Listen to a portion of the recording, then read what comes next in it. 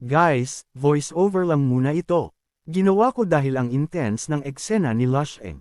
Kapag nagustuhan ninyo, ituloy natin ang mga susunod. Walang sapat na salita upang ilarawan ang kariktan at kadakilaan ng palasong pinakawalan ni Lusheng. Habang humahagibis ito sa malawak na kalawakan, para itong pinakamaliwanag na aurora na casual na tumatawid sa buong cosmos. Nag-iiwan ito ng napakahabang guhit ng liwanag na tila naglalaman ng lahat ng kagandahang matatagpuan sa mundo. Isa-isang napunit ang magkakapatong na layer ng espasyo sa dinaanan nito. Walang anumang bagay ang makapigil sa patuloy nitong pagragasa. Ngunit nang marating ng palaso ang kalagitnaan ng paglalakbay nito, biglang naglaho ang lahat ng kagandahang iyon. Mula sa matalim na dulo ng arrow, isang maitim na kidlat ang biglang sumiklab. Sinundan iyon ng pangalawa, pangatlo, pang-apat, pang-lima, at bago pa makapag-react ang mga nanunood, hindi na mabilang na black lightning ang sabay-sabay na pumutok mula sa dulo ng palaso. Sa isang iglap, bumalot sa buong arrow ang makapal at nakakatakot na aura ng destruction. Ang dalisay at puting apoy na dating tahimik na nagliliyab sa kahabaan ng shaft ay mabilis na naging kasing itim ng kawalan. Para bang ang lahat ng kagandahang ipinakita nito sa unang bahagi ng paglipad ay isa lamang paghahanda para sa kalupitang ilalabas nito sa ikalawang bahagi. Ang Star Sea Aurora na ilang sandali lamang ang nakalipas ay naglalaman ng lahat ng kagandahan sa kalawakan ay biglang nagbagong anyo. Mula sa isang napakagandang liwanag, naging isa itong maitim na meteor na nagdadala ng walang katapusang paghihirap, pagkawasak, at kapahamakan. Binalot ng nag-aalab na kapangyarihan ng destruction, kumadyabis ang arrow sa kalawakan kasabay ng isang nakakabinging ugong na tila kayang yumanig sa buong cosmos. Sa sandaling iyon, tila nakakita ng isang nakakatakot na ilusyon si Dilius at ang lahat ng nanunood. Sa kanilang harapan, lumitaw ang isang napakagandang star field. Hindi mabilang na mga planeta at mahahabang star river ang kumikislap sa gitna ng kadiliman. Ngunit nang dumaan ang arrow, biglang nagliyab ang buong galaxy. Isa-isang nilamon ng may itim na apoy ang mga planeta. Natuyo ang kanilang enerhiya, nagkabitak-bitik ang kanilang ibabaw.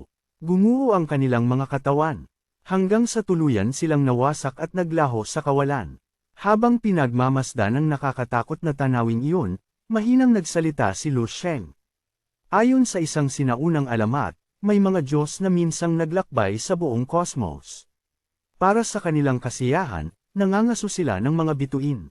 Isang araw, dahil lamang sa pagkabagot, ginamit ng isa sa kanila ang kanyang divine bow upang patayin ang lahat ng araw sa loob ng isang buong galaxy. Mula noon, nilamon ng ganap na katahimikan at walang hanggang kadiliman ng lugar na iyon.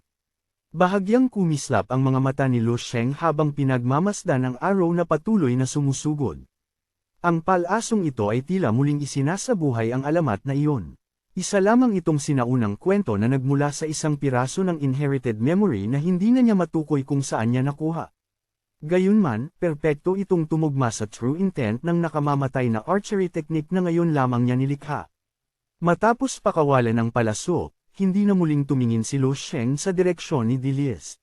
Sa halip, ibinaling niya ang kanyang atensyon sa isang bagay na para sa kanya ay mas mahalaga sa sandaling iyon. Kailangan niyang bigyan ng pangalan ang bago niyang ultimate archery technique. At syempre, hindi maaaring maging pangkaraniwan ang pangalan nito.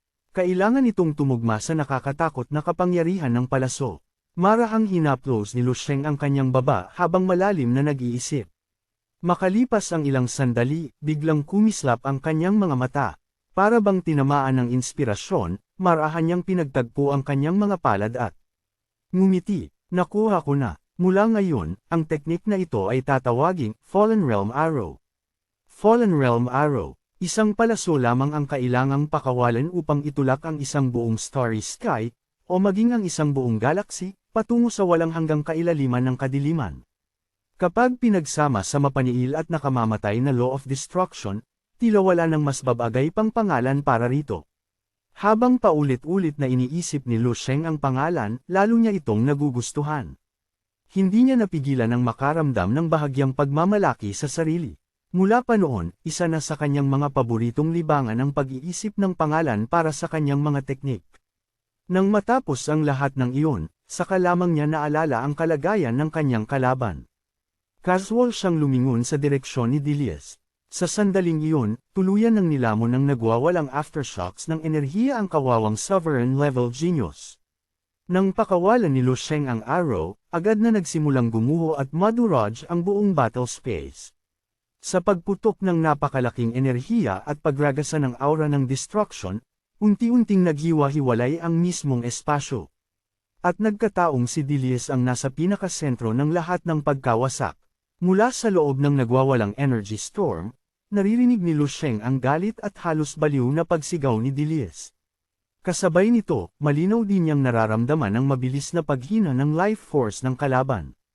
Gayunman, hindi nabahala si Lu Sheng. Hindi niya inakalang mamamatay ng ganoon kadali si Dilius. Pagkatapos ng lahat, taglay nito ang Blood of a Sovereign. Ngunit bago pa tuluyang matapos ang kaisipang iyon, biglang may naganap na pagbabago. Sa pagitan nilang dalawa, halos wala ng buo sa wasak na battle space maliban sa ginintoang gateway na patungo sa susunod na stage. Iyon din ang nagsisilbing crossroads ng King Coronation Path. Mula sa portal, biglang lumabas ang isang napakaliwanag na golden beam. Dumiretso ito sa gitna ng nagwawalang energy waves at agad na binalot ang katawan ni Dilius. Sa susunod na sandali, mabilis siyang hinailan ng ginintoang liwanag palayo sa sentro ng pagkawasak. Kasabay ng pagdating ng Golden Beam, ang battle space na halos magkadurog-durog na ay biglang naging matatag. Sa loob lamang ng ilang paghinga, tumigil ang patuloy na pagguho nito. Unti-unting naghilom ang mga bitek sa espasyo. Ang nagkalat na energy ripples at natitirang aura ng Law of Destruction ay mabilis na napawi, na parabang pinakinis ng isang hindi nakikitang dambuhalang kamay ang buong lugar. Sa loob ng Golden Light, nakita ni Lu Sheng ang maputlang mukha ni Dilius. Mula sa ikatlong mata sa gitna ng noo nito, patuloy na tumutulo ang kulay lilang dugo. Bahagyang umangat ang mga sulok ng labi ni Lu Sheng. Matagal na niyang hindi gusto ang mapagmataas na ugali ni Dilius. Higit sa lahat, nakakainis para sa kanya ang paraan ng pagtingin nito sa ibang tao gamit ang extra eye sa noo, na parabang mababang uri lamang ang lahat ng nasa paligid nito. Dahil doon, nang pakawalan niya ang Fallen Realm Arrow, sinadya niyang itutok ang palaso sa mismong ikatlong mata ng kalaban. Sa sandaling iyon, alam na ni Dilius na nakaligtas na siya sa kamatayan. Ngunit sa halip na makaramdam ng pasasalamat, itinuon niya kay Lu Sheng ang natitira niyang dalawang mata. Nag-aalab sa mga iyon ang matinding puot at killing intent na tila hindi na kailanman mapapawi. Babalik ako, malamig at puno ng galit ang kanyang tinig. Ang kahihiyang idinulot mo sa akin sa pagsira ng isa sa aking mga mata ay huhugasan ko gamit ang sarili kong mga kamay. Sa susunod nating pagkikita, ipauunawa ko sa iyo kung gaano talaga nakakatakot ang isang tunay na sovereign-level blood. Ang nakita mo ngayon ay isa lamang hindi pa ganap na, developed na bersyon ng aking kapangyarihan. Pagkatapos niyang magsalita, tuluyan ng nilamon ng golden light ang kanyang katawan. Sa isang iglap, naglaho si Dilius mula sa battle space. Gayunman, hindi man lamang nagbago ang ekspresyon ni Lu Sheng. Wala siyang pakialam sa mga banta ng isang natalong kalaban. Para sa kanya, kapag natalo na niya ang isang tao ng isang beses, hindi na nito kailanman magkakaroon ng pagkakataong muling tumayo sa harap niya bilang isang tunay na banta. Sa kabila nito, hindi maikakailang napakalaki ng napala ni Lu Sheng sa labanan.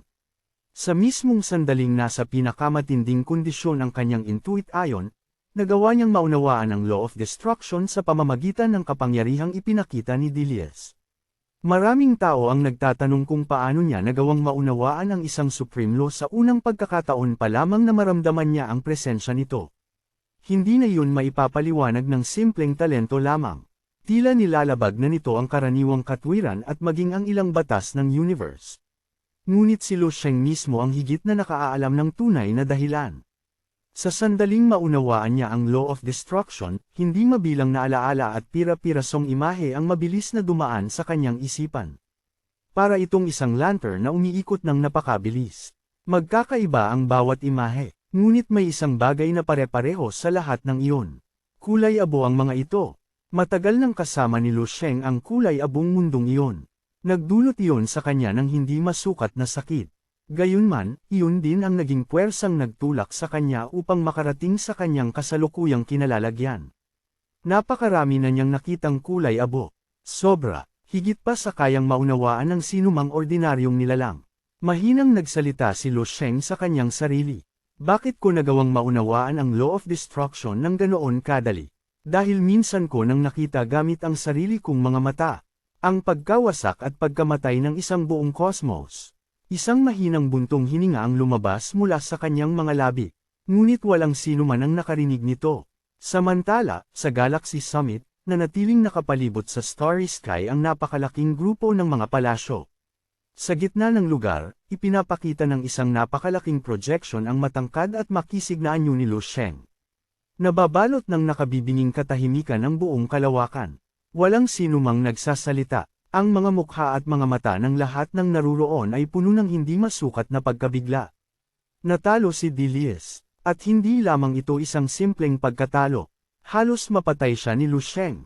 Kung hindi dumating ang kapangyarihang nagligtas sa kanya, maaaring tuluyan ng namatay sa araw na iyon ang tagapagdala ng sovereign level blood. Isang nilalang na minsan lamang lumilitaw sa loob ng 100,000 taon sa Celestial Serpent Galaxy. Isang genius na itinuturing na nakatakdang mamuno sa buong galaxy sa hinaharap. Sovereign level. Paulit-ulit na umalingaw ang dalawang salitang iyon sa isipan ng lahat. Bago ang araw na iyon, ang sovereign level ay kumakatawan sa isang bagay na hindi maaabot at hindi kailanman malalampasan ng mga genius sa parehong henerasyon. Para itong isang matibay na pader na walang sinumang makakasira. Ngunit ngayon, sa harap mismo ng kanilang mga mata, marahas na winasak ni Lu Sheng ang pader na iyon. Kung hindi nila personal na nasaksihan ang nangyari, hindi sila maniniwalang maaari palang matalo ang isang sovereign level genius. At hindi lamang basta matalo. Isa itong ganap at nakahihiyang pagkatalo. Mula sa simula hanggang sa katapusan, si Dilius ang palaging nasa ilalim. Mahina ba si Dilius? Hindi. Sa katunayan, sapat ang kanyang lakas upang mawalan ng pag-asa ang sinumang ordinaryong genius. Sa parehong selection trial, mabilis niyang nalampasan ang unang 7 stage. 2 beses na mas mabilis ang kanyang progress kaysa sa isang karaniwang monarch-level genius. Samantala, ang 3 iba pang genius na nagtataglay ng monarch-level blood ay hindi pa nakakalabas mula sa ika-4 na stage. Posibleng hindi pa nga nila iyon nalalampasan. Walang sinumang nagdududa sa kakayahan ni Dilius. Pagkatapos ng lahat, isa siya sa mga kwalipikadong tumapak sa King Coronation Path. Ngunit sino ang makapag-aakalang may isang halimaw na higit pang nakakatakot kaysa sa kanya? Si Lu Sheng. Kung si Dilius ay isang walang hangganang dagat ng mga bituin, si Lu Sheng naman ang talim na tumagos at hamati sa buong dagat na iyon. Kung si Dilius ay isang napakataas na bundok na hindi kayang akyatin ng kanyang mga kaedad, si Lu Sheng ang taong personal na dumurog sa bundok na iyon ng paisa-isang bahagi. At nasaksihan ng lahat ang sandaling iyon. Ang ilan sa mga may matalas na intuit ayon ay tila may naramdamang kakaibang aura na unti-unting nabubuo. Para itong simula ng isang alamat. Galaxy Lord. Mahinang nagsalita ang isang tao sa gitna ng katahimikan. Katulad siya ng Galaxy Lord noong nakaraan. Walang sinumang kumontra. Kasabay nito, sa planetang Celestial Serpent's Heart, nababalot din ng matinding pagkabigla ang lahat ng nakatayo sa labas ng selection chamber. Maging ang buong planeta ay tila natigil sa ilalim ng isang mabigat at hindi maipaliwanag na atmosphere. Sa mga mata ng lahat, 2 salita lamang ang natitira. Lu Sheng. Para itong napakainit na branding iron na permanenteng nag-ukit sa pangalan niya sa pinakamalalim na bahagi ng kanilang mga kaluluwa. Mula sa araw na iyon, wala nang sinuman sa kanila ang makakalimot sa pangalang iyon. Ang Battle for the King's Title. Si Dilius, ang tagapagdala ng sovereign level blood, laban kay Lu Sheng, ang misteryosong Dark Horse na walang sinumang nakakikilala noon.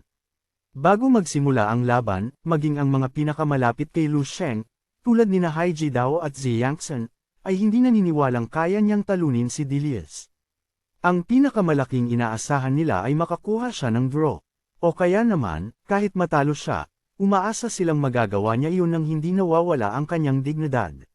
Ngunit walang sino man ang nakaisip na mananalo siya. At higit sa lahat, walang nakaisip na magiging ganoon kadesisibo ang kanyang tagumpay. Halos napatay niya si Dilius. Isang pangalang halos 20 taon nang umaalingaw sa malaking bahagi ng Celestial Serpent Galaxy at sa buong Hunting Bow Star Region. Sa pamamagitan ng sarili niyang mga kamay, winikasan ni Lu Sheng ang halos 20 taong alamat ni Dilius. Magkatabing nakatayo sina Haiji Dao at Pablo. Wala ni isa sa kanila ang nagsasalita. Pareho lamang silang nakatitig sa harapan na parabang nawalan ng kaluluwa. Hindi matiyak ni Haiji Dao kung tunay ba ang kanyang nasaksihan. Bilang isang level 13 martial arts master, pakiramdam niya ay baka nahulog siya sa isang napakalakas na ilusyon na nilikha ng Lord of Oblivion. Hindi rin mas maayos ang kalagayan ni Pablo. Bahagyang nakabukas ang kanyang bibig habang nakatitig kay Lu Sheng sa projection. Hindi niya maisip na ang isang nilalang na malapit ng maging alamat ay minsan palang naging ganoon kalapit sa kanya. Mabuti na lamang at wala roon si Zhou. Hindi alam ni Pablo kung nasaksihan din ng kanyang anak ang buong laban. Batay sa pagkakakilala niya rito, hindi niya maisip kung gaano kalaki ang magiging epekto kay Zhou kapag nalaman nito ang tunay na nangyari. Samantala, mas simple ang iniisip ni Haiji Dao. Nais niyang may padala agad ang balita. Kailangan niyang ipaalam ang lahat kay Chief Star Elder Mok Odo. Hindi niya maisip kung anong ekspresyon ang ipapakita ng Chief Star Elder, isang babaeng tanyag sa pagiging kalmado at kontrolado, kapag narinig nito ang balita. Sa panig naman ng Star Spirit Flower Family, nakatayo si Elder Shad Ostar sa ibabaw ng spacecraft na parabang naging isang estatwa. Blanko lamang siyang nakatingin sa harapan. Maging siya ay hindi alam kung ano ang nararapat niyang maramdaman. Noong una, sinisikap niyang pahinin ang authority ni Lu Sheng upang patunayang mali ang naging desisyon ni Zi Yangtsen. Sa pamamagitan nito, nais niyang muling ipakita ang sarili niyang kapangyarihan bilang isang elder ng pamilya. Ngunit ngayong umabot na sa ganitong punto ang sitwasyon, biglang nagmukhang walang halaga ang kanyang kaawa-awang pride. Kapag inihambing sa magiging kinabukasan at kapakanan ng buong Star Spirit Flower Family, walang kabuluhan ang kanyang personal na damdamin. Siguro, dapat akong matuwa. Iyon lamang ang naisip niya habang tulala pa ring nakatayo. Samantala, lubos na naiiba ang kalagayan ni Zi Yangtsen. Noong umabot si Lu Sheng sa level 13 at humarap kay Dilius, pakiramdam niya ay nanalo na siya sa isang interstellar lottery. Ngunit matapos makita ang naging resulta ng kanilang laban, ang jackpot na iyon ay tila biglang lumaki ng 100 beses. Hindi, posibleng 10,000 beses pa. Sa sobrang laki ng dumating na swerte, tuluyan siyang natulala at halos hindi na makapag-isip ng maayos. Sa loob ng ilang sandali, hindi niya matanggap na ang ganitong napakalaking biyaya ay maaaring bumagsak sa kanyang mga kamay. Pagkatapos ng lahat, hindi ba siya mismo ang taong hindi gaanong naniniwala sa tinatawag na kapalaran? Samantala, ang battle space na kanina lamang ay naging isang wasak na lupain dahil sa labanan ni Lu Sheng at Dilius ay ganap nang naibalik sa dati nitong kalagayan. Sa harapan ni Lu Sheng, tahimik pa ring nakatayo ang ginintuang gateway na patungo sa King Coronation Path. Dahan-dahan siyang naglakad papunta rito. Sa palagay ko, kwalipikado na akong tumapak sa King Coronation Path. Mabilis na sumagot ang misteryosong tinig. Oo, ngunit sa pagkakataong iyon, malinaw na maririnig sa boses nito ang bahagyang panginginig na hindi nito maitago. Tumango si Lu Sheng. Mabuti. Pagkatapos niyon, walang pag-aalinlangan siyang naglakad patungo sa portal. Sa totoo lamang, ang buong laban niya kay Dilius ay isa lamang warm-up. Mula simula hanggang katapusan, ang ginamit lamang niya ay ang archery techniques na kamakailan niya pa lamang sinimulang likhain at pag-aralan. Hindi niya inilabas ang alinman sa mga teknik na tunay niyang itinuturing na trump card. Ni isa ay wala siyang ginamit. Maging ang progress niya sa Path of Extreme Yang ay halos nasa first realm pa lamang. Para kay Lu Sheng, si Dilius ay isa lamang napakagandang appetizer. Ngunit sapat na ang laban upang ganap na magising ang kanyang fighting spirit. Mahalaga ang mga reward na naghihintay sa kanya sa King Coronation Path. Gayunman, sa sandaling iyon, mas sabik siyang makaharap ang mga hamon at laban na naghihintay sa kabilang panig ng portal. Nais niyang makaranas ng isang laban na lubos na uubos sa kanyang lakas. Isang laban na magtutulak sa kanya sa bingit ng kawalan ng pag-asa. Mas mabuti kung aabot siya sa hangganan sa pagitan ng buhay at kamatayan. Kailangan niya ng pressure upang patuloy na umunlad. Napakatagal na mula nang huli niyang maramdaman ang ganoong klase ng panganib. Habang tumatawid sa ginintuang gateway, mahinang nagsalita si Lu Sheng sa kanyang sarili. Umaasa akong hindi ako bibiguin ng tinatawag ninyong King Coronation Path. Pagkatapos nyun, tuluyan ng nilamon ng gininto ang liwanag ang kanyang katawan.